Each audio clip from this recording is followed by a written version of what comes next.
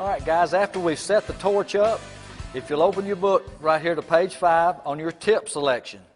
Now, above each tip, it tells you how to identify it, and then right underneath each tip, it tells you what thickness to weld.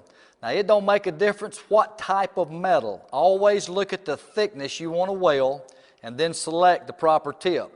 Now, the 0 tip right here is the only tip that has a smooth barrel. There's nothing on it. That's what you're going to weld from 4/1000 up to about 20 gauge. The 0 tip is the only tip that don't have a marking on it. It is a smooth barrel, so it tells you that right in the book. That's what I would weld from 4/1000 up to about 30/1000 or 20 gauge. That's any metal. Remember, all these tips were set up by thickness of metal, not what type of metal. All right, your next size up is the 0.5. If you look real close right here, this right here has got a little small V groove. Tells you right there on top. That's what you weld, 20 gauge to 1/16. All right, come back up. This one has a number 1 tip. It's got a deep groove cut in it, 1/16 to 1/8. Your number 2 has 2 rings. That's what you weld, anything over 1/8 of an inch. Your number 3, all we do is weld, is just set up and heat with that number 3. Don't weld with that number 3 tip because it pops a good bit on you. All right, now we're going to show you what flame settings to use with it.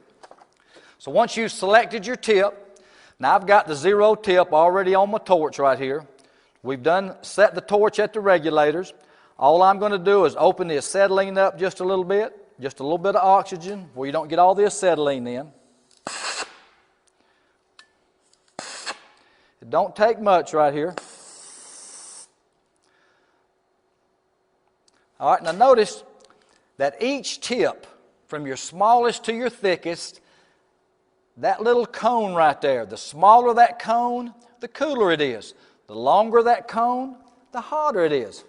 So each tip right here, you can adjust it right here with the oxyacetylene. You can do it with either one of them.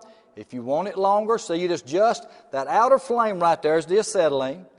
All right, then with the oxygen, bring it in just off feather. That's what the book talks about. It's always talking about, that's your feather right here. Never look at this. There's your little outer feather. Once that disappears right inside that cone, that's a neutral flame right here. All right, now if you want to make that flame smaller, you can bring either one of them, just cut it in. I always like to just off feather right there. All right, so if you want to take it down a little bit more, you can adjust it with either one of them. Always bring that feather. Remember, the smaller the cone, the cooler it is. The longer the cone, the hotter it is. Now, you use a neutral flame on every metal except stainless. Now, stainless, we run that feather out there just a little bit. All right, so if that cone right there, let's just say is a 1/4 inch, you would run that feather out about 2 to 3 times longer.